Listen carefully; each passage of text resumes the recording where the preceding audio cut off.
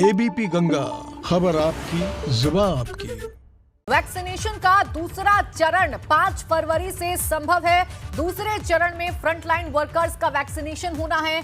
Frontline workers में police, home guard शामिल हैं, सफाई कर्मी, राजस्व विभाग के लोग भी शामिल हैं। यूपी में स्वास्थ्य विभाग ने तैयारियां कर ली हैं। सभी जिलों को तैयार रहने के निर्देश दिए गए हैं। केंद्र से हरी झंडी मिलने का अब इंतजार किया जा रहा है। शैलेश अरोड़ा मेरे सहयोगी जुड़ गए इस खबर पर ज्यादा जानकारी के साथ। शैलेश, ये जो दूसरा चरण है इसको लेकर क्या कुछ तैयारी है उत्तर प्रदेश में?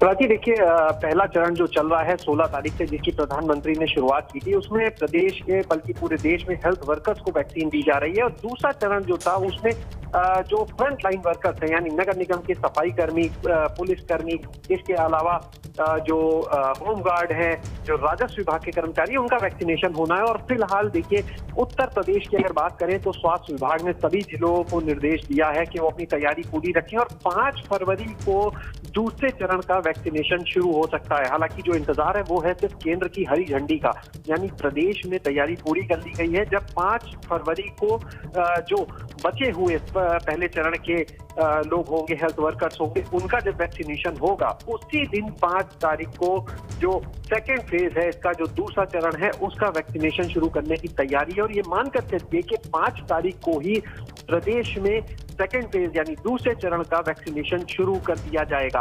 अगर हम पूरे वैक्सीनेशन प्रक्रिया की बात करें तो 16 तारीख को वैक्सीनेशन शुरू हुआ था कोविड का।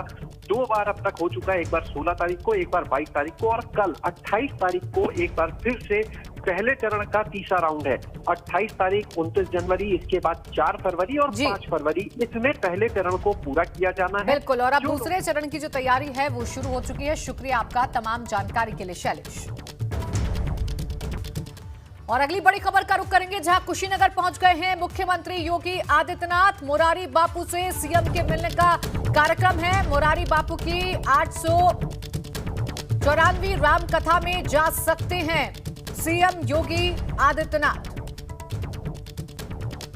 और अखिलेश तिवारी हमारे संवाददाता फोनलाइन पर जुड़ गए हैं ज्यादा जानकारी के साथ। अखिलेश, क्या कुछ अपडेट है सीएम के कार्यक्रम को लेकर? प्राची, मैं आपको बता दूं, इस समय सीएम योगी आदित्यनाथ का लाइव प्रोग्राम चल रहा है, उसका संबोधन चल रहा है। मोरारी बापू का पैर छू के आशीर्वाद लिए, उसके बाद मोरारी बापू ने उनको उनको सम्मानित किया है और उसके बाद जाके अपनी कुर्सी पे बैठे होंगे। उसके बाद ठीक है, यानी कार्यक्रम की शुरुआत अखिलेश हो चुकी है और आप उस कार्यक्रम में मौजूद हैं, इसलिए आपकी आवाज हम तक साफ नहीं पहुंच पा रही है। शुक्रिया आपका तमाम जानकारी के लिए। लाल किला परिसर में जिस तरह से कल तोड़फोड़ हुई वो सबने देखा। अब आइए आपको सुनवाते हैं लाल किला परिसर में काम कर रहे कर्मचारी का बयान कि आखिर वो कल हुई हिंसा को लेकर क्या कह रहा है। उत्तर प्रदेश के एटा के रहने वाले हैं कुलदीप, जो कि लाल किले परिसर के अंदर यहाँ पे तमाम तरीके से ब्रेकफास्ट और लंच तैयार करते थे। उन्हीं की ये दुकान थी और किस तरीके से कल दंगाइयों ने, आतताइयों ने इसको तोड़ा है, आप देख सकते हैं तस्वीरों में। कुलदीप भी हमारे साथ बातचीत के लिए, जब ये अपने दुकान पे मौजूद थे और यहाँ पे अपने स्टॉल पे मौजूद थे, उसी वक्त दंगाइयों ने तोड़फोड़ की और इनका बहुत सा सारा सामान लूट कर ले गया। कुलदीप, कल क्या हुआ था जब तमाम सारे लोग ट्रैक्टर से आए, तो किस तरीके से चीजें हुई थी? सर, वो तो हम इस समय उधर थे, जो ले जा रहे थे सामान तोड़ फोड़ रहे थे सर। तो आप क्या क्या यहाँ से ले गए, क्या क्या नुकसान हुआ है? पैसे ऐसे थे और कपड़े वपड़े भी ले गए सर। तो क्या सिलेंडर वगैरह भी ले गए? तो तमाम सारे सामान थे? हाँ, सारा सामान था खाने पीने का सर। तो कुल कितने का नुकसान हुआ है आपका, अगर देखें तो इस पूरे स्टॉल में? क्या बता सकते हैं। तो क्या क्या आप यहाँ पे बनाते थे अपने स्टॉल में? खाना बनाते थे अपने लिए और क्या खाने पीने। तो आप लाल किले में ही कर्मचारी हैं? जी। तो ये कुलदीप है लाल किले के कर्मचारी, जो कि यहीं पे रहते थे और यहीं पे उनका स्टॉल रहता था, खाना वगैरह बनाते थे। और एटा के रहने वाले, इनकी दुकान में पूरा लूटपाट की गई, तोड़फोड़ किया गया और यहाँ से तमाम सारे सामानों को ले गया। खाली यहीं की स्थिति नहीं है, लाल किला परिसर में जो भी उन उपद्रवियों के हाथों में आया उसके साथ उन्होंने तोड़फोड़ की और उसके साथ लूटपाट की। कृष्ण वीरपाल के साथ अविनाश तिवारी, एबीपी गंगा, दिल्ली। तो लाल किला परिसर में जिस तरह से कल तोड़फोड़ हुई वो सबने देखा। अब आइए आपको हमने सुनवाया कि किस तरीके से लाल किले में जो कर्मचारी मौजूद था उसका क्या कुछ कहना था कि कैसे वहां पर तोड़फोड़ हुई है। अब दिल्ली हिंसा में घायल बुराड़ी एसएचओ का बयान भी आपको बताते हैं। उन्होंने कहा है कि मेरा एक साथी घटनास्थल पर घायल था, असामाजिक तत्वों ने मेरे ऊपर हमला किया, तलवार जैसी चीज से मेरा हेलमेट तोड़ दिया। तो ये बयान अब दिल्ली के जो पुलिसकर्मी हैं उनकी तरफ से भी सामने आया है, क्योंकि कल हमने देखा था कि किस तरीके से हिंसा हुई है। एसएचओ का बयान सामने आया है, क्या कहा है उन्होंने, सुनिए। जब हम इनको रैंप पर से हटाने की कोशिश कर रहे थे, ये थोड़े से एग्रेसिव हो गए वहाँ पे, और नीचे इन्होंने फिर कई तरह के हथियार थे इन लोगों के पास। इनके पास तलवारें थी, भाले थे, फर्जे थे, कई और सारी चीज़ें थी, डंडे थे। नीचे इन्होंने कुछ साथियों पे हमला कर दिया, तो हमारे कई साथी घायल हो गए। उसमें से एक हमारा साथी था, उसको सर पे बहुत ज़्यादा इंजरी थी, वो लगभग कोलैप्स होने की पोजीशन में था। तो मुझे लगा इसको अभी लेके निकलना बहुत ज़रूरी है, तो मैं उसको लेके निकल रहा था और मैं कह भी रहा था इसको हॉस्पिटल जाने दो, हम हॉस्पिटल जाने दो बस। जैसे हम लोग बाहर निकले, उन्होंने फिर उसको भी नहीं देखा, और जो भी हो सकता था इनके पास लाठी, डंडे, तलवार, उससे हमला कर दिया। उसके बाद फिर मैं भी थोड़ा बेहोश हो गया, फिर मुझे पता नहीं क्या। वहीं एबीपी गंगा पर राकेश टिकैत का बयान भी सामने आया। अपने वायरल वीडियो को लेकर राकेश टिकैत ने सफाई दी है और कहा है कि झंडा लगाने के लिए डंडा लाने के लिए कहा था, जिसने लाल किले पर झंडा फहराया उस पर कार्रवाई हो, हम तिरंगे का अपमान नहीं कर सकते। जिन्होंने पुलिस पर ट्रैक्टर चलाया उन पर कार्रवाई हो, हमारे रूट पर बैरिकेड लगाए गए, जो रूट तय नहीं था वहां कोई बैरिकेड नहीं किए, इसमें सबकी जिम्मेदारी तय हो, ये राकेश टिकैत ने कहा है। आपको बता दें कि एक वीडियो राकेश टिकैत का वायरल हो रहा था, जिसको लेकर सवाल खड़े हो रहे थे, विवाद हो रहा था, और अब एबीपी गंगा पर राकेश टिकैत ने उस वीडियो पर अपनी सफाई पेश की है। क्या कहा है, सुनिए। झंडा चढ़ाने की पुलिस पर कोशिश करी, जिन लोगों ने यहाँ पे करा है उनको ये आंदोलन भी छोड़ना पड़ेगा, यह स्थान भी छोड़ना पड़ेगा, ठीक है, और हम उनके खिलाफ कार्रवाई भी करवाएंगे। ऐसे कैसे कर देगा कोई, तिरंगे को कोई अपमान कैसे कर देगा, और तिरंगा वहां का वहीं है। उसने एक धार्मिक झंडा फहराने की कोशिश करी, पंजाब सिखिज्म को अलग करने की देश से कोशिश करी, उसके खिलाफ कार्रवाई हो। ये एक बड़ा षड्यंत्र था, जिससे किसानों ने बहुत सूझबूझ से काम लिया। यहाँ के जो दिल्ली पुलिस के जो नौजवान थे उन्होंने सूझबूझ से काम लिया, और बहुत बड़ी उससे इन लोगों को वहां से सब रास्ते दिए। सब लोग 5 बजे तक पूरी दिल्ली खाली हो चुकी थी। नहीं ठीक करे, हमने रात भी पुलिस को दिया, और जिन लोगों ने ट्रैक्टर चढ़ाने की पुलिस पर कोशिश करी, जिन लोगों ने यहाँ पे करा है उनको ये आंदोलन भी छोड़ना पड़ेगा, यह स्थान भी छोड़ना पड़ेगा, ठीक है, और हम उनके खिलाफ कार्रवाई भी करवाएंगे। सरकार मान नहीं रही, ज्यादा कैडी पड़ रही सरकार। अपना ले आइयो झंडा झुंडा भी लगाना, लाठी गोदी भी साथ रखियो अपनी झंडा लगाने के लिए, समझ जाइयो सारी बात, ठीक है।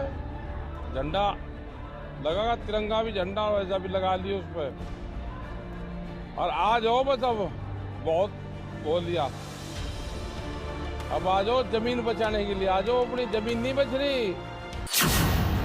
किसे बुला रहे हैं राकेश टिकैत? अपना ले आइयो झंडा झुंडा भी लगाना, लाठी गोदी भी साथ रखियो अपनी झंडा लगाने के लिए। किसे समझा रहे हैं राकेश टिकैत? और आ जाओ बस, अब बहुत बोल लिया। क्या समझाने की कोशिश कर रहे हैं राकेश टिकैत? अब आ जाओ जमीन बचाने के लिए, आ जाओ, अपनी जमीन नहीं बच रही। लाठी कोठी साथ लाने को किससे कह रहे हैं राकेश टिकैत? अपना ले आइयो झंडा झुंडा भी लगाना, लाठी गोदी भी साथ रखियो अपनी झंडा लगाने के लिए।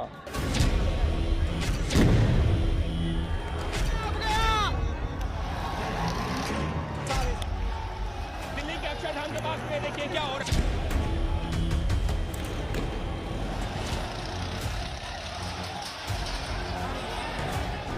सरकार मान नहीं रही, ज्यादा कैडी पड़ रही सरकार।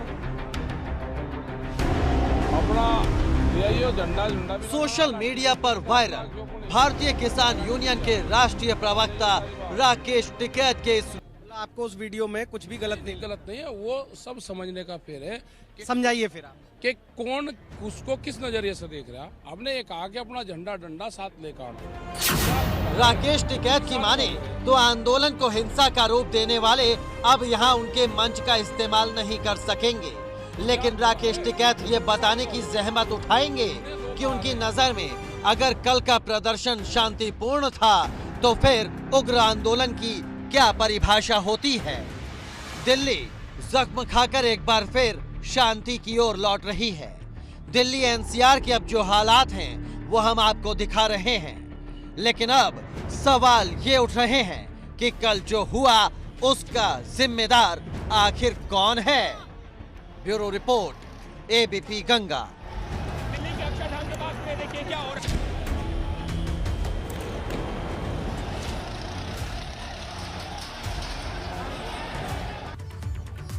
और इस बीच एक बड़ी खबर लखनऊ से, जहां फरार आईपीएस अरविंद सेन ने सरेंडर कर दिया है। पशुधन घोटाले में आरोपी है आईपीएस अरविंद। लंबे वक्त से आईपीएस अरविंद फरार चल रहा था। अरविंद सेन पर 50,000 रुपए का इनाम भी घोषित किया गया था। घोटाले के आरोपियों को बचाने घूस लेने का आरोप आईपीएस अरविंद सेन पर था और लंबे समय से उसकी तलाश की जा रही थी। 50,000 रुपए का इनाम भी घोषित किया गया था अरविंद सेन पर, लेकिन वो हाथ नहीं आ रहा था, उसे पकड़ नहीं पा रही थी पुलिस, लेकिन अब उसने सरेंडर कर दिया है। तो ये बड़ी खबर आपको लखनऊ से बता दें, पशुधन घोटाले में आरोपी आईपीएस अरविंद अब सरेंडर कर चुका है। लंबे वक्त से वो फरार चल रहा था। इस घोटाले के आरोपियों को बचाने और घूस लेने का आरोप अरविंद सेन पर लगा था। 50,000 रुपए का इनाम भी अरविंद सेन पर घोषित किया गया था और अब उसने सरेंडर कर दिया है। आपको यह भी जानकारी दे दें कि लंबे समय से पुलिस बल उसकी तलाश कर रहे थे। तमाम कोशिशें की जा रही थी अरविंद सेन तक पहुंचने की।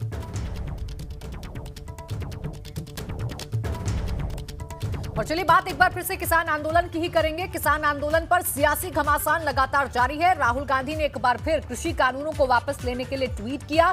कहा है कि किसान विरोधी कानून वापस ले सरकार, और ये वो ट्वीट है जो आपकी टेलीविजन स्क्रीन पर है, जो राहुल गांधी ने किया है। एक बार फिर मोदी सरकार से अपील है कि तुरंत कृषि विरोधी जो बिल है उसे वापस लिया जाए, कानून को वापस लिया जाए। विनम्र तरीके से हम ये कह रहे हैं कि आप कानून को वापस ले लीजिए।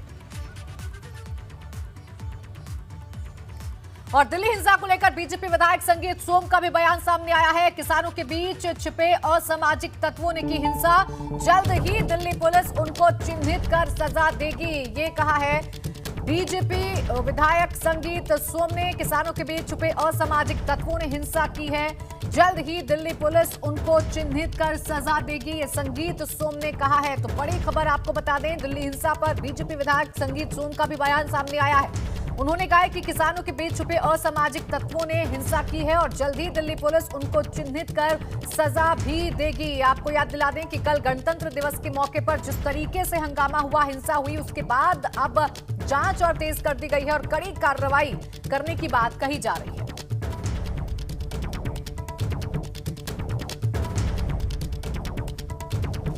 गणतंत्र दिवस के अवसर पर किसानों की ट्रैक्टर रैली में हुई हिंसा की जांच एसआईटी करेगी। एसआईटी हिंसा की जांच की तैयारी में जुट गई है। हिंसा में 300 से ज्यादा पुलिसकर्मी घायल हो गए हैं। दिल्ली पुलिस के बुराड़ी के एसएचओ और वजीराबाद के एसएचओ गंभीर रूप से घायल हैं, जिन्हें अस्पताल में भर्ती करवाया गया है। हिंसा में दिल्ली में काफी नुकसान भी हुआ है। जांच के बाद उपद्रवियों पर कड़ी कार्रवाई की जाएगी।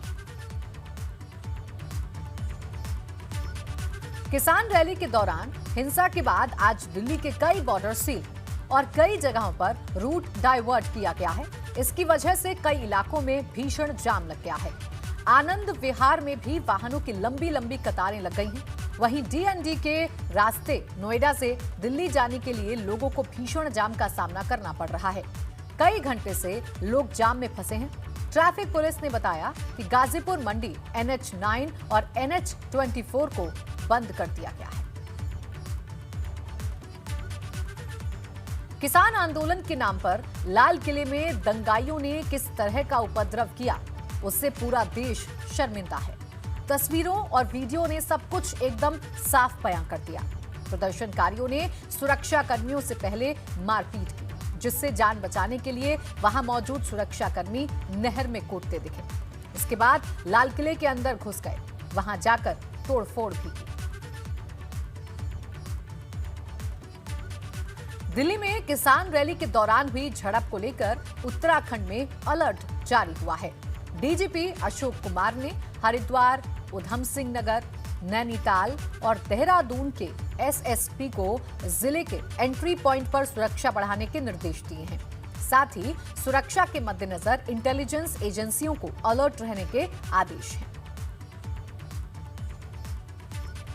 वहीं यूपी के डिप्टी सीएम दिनेश शर्मा ने कहा कि यूपी में अभी 9वीं तक स्कूल नहीं खुलेंगे। दिनेश शर्मा ने कोरोना के हालात को लेकर रिपोर्ट तलब की है। उनका कहना है कि जब तक बच्चों की सुरक्षा को लेकर शासन पूरी तरह संतुष्ट नहीं हो जाता, तब तक स्कूल नहीं खोले जाएंगे। पहले इस बात की पुष्टि की जाएगी कि कोरोना संक्रमण का दुष्प्रभाव बच्चों पर नहीं पड़ेगा। उसके बाद ही स्कूल खोलने पर विचार किया जाएगा। रिपोर्ट आने का इंतजार किया जा रहा है। उसका विश्लेषण करने के बाद ही विचार विमर्श कर फैसला लिया जाएगा कि बच्चों के स्कूल खोले जाएं या नहीं।